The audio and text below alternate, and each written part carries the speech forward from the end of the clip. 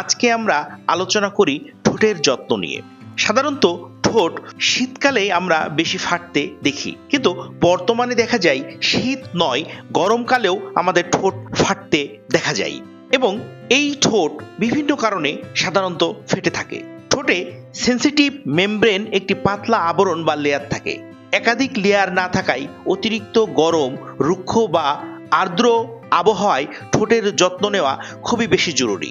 সূর্যের তাপ থেকেও ঠোঁট রক্ষায় নিয়মিত ময়েশ্চার বা এসপিএফ যুক্ত প্রোডাক্টস ব্যবহার করা উচিত। দিনে 2 বার এসপিএফ সমৃদ্ধ লিপ বাম বা লিপ অয়েল বা লিপ সিরাম ব্যবহার করা উচিত। শরীরের অন্যান্য অংশের তুলনায় ঠোঁটের ত্বক পাতলা হয়।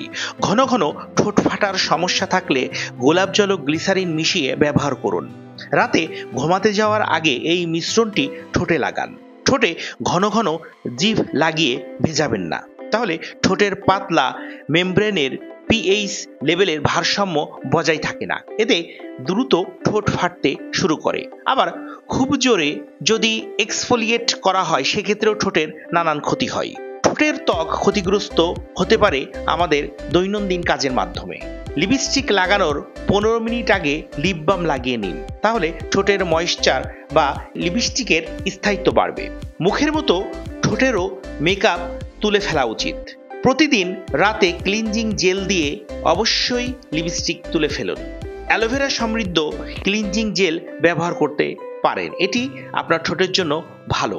সাবান কখনোই ঠোঁটে ব্যবহার করবেন না, এতে ঠোঁট আরও বেশি রুক্ষ হয়ে যাবে। ক্লিনজিং জেল ব্যবহারে ঠোঁটে যেমন নরম থাকে তেমনি মেকআপও পুরোপুরি উঠতে সহায়তা হয়। তাছাড়া অ্যালোভেরা ত্বকের জন্য খুবই উপকারী।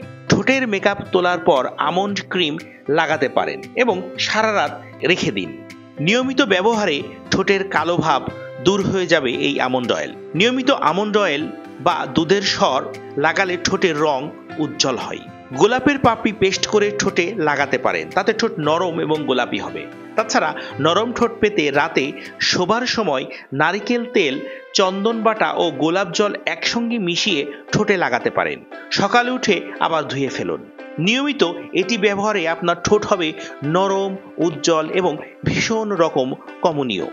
ব্রাউন শেডের মধ্যে যে কোনো লিপস্টিক বেছে নেওয়ার সময় স্কিন টোনের কাছাকাছি শেডের লিপস্টিক ব্যবহার করার চেষ্টা করুন এবং লিপস্টিক ব্যবহারের পূর্বে অবশ্যই চেক করে নেবেন যে এটি আপনার সাথে যাচ্ছে কিনা। হাতের ত্বকে বা সরাসরি ঠোঁটে লিপস্টিক লাগাবেন না। পরিষ্কার ব্রাশ বা ইয়ারবাড দিয়ে লিপস্টিক টেস্ট করুন। অবশ্যই ময়েশ্চারাইজার এবং এসপিএফ সমৃদ্ধ লিপস্টিক ব্যবহার করুন। সন্ধ্যায় ঘুরতে বের হলে লিপ কালারের উপর সামান্য গ্লস লাগান। চাইলে শুধু ব্রাইট লিপ গ্লসও ব্যবহার করতে পারেন। ডার্ক স্কিন টোনের পিঙ্ক বা লাইট মুডের মতো রং এড়িয়ে চলুন। ঠোঁট মসৃণ না হলে লিপ কালার লাগানো আগে সামান্য ফাউন্ডেশন লাগিয়ে নিন। যে রঙের লিপস্টিকই ব্যবহার করছেন সেই রঙের লিপ লাইনার ব্যবহার করুন। নুড শেডের লিপ লাইনারও ব্যবহার করতে পারেন।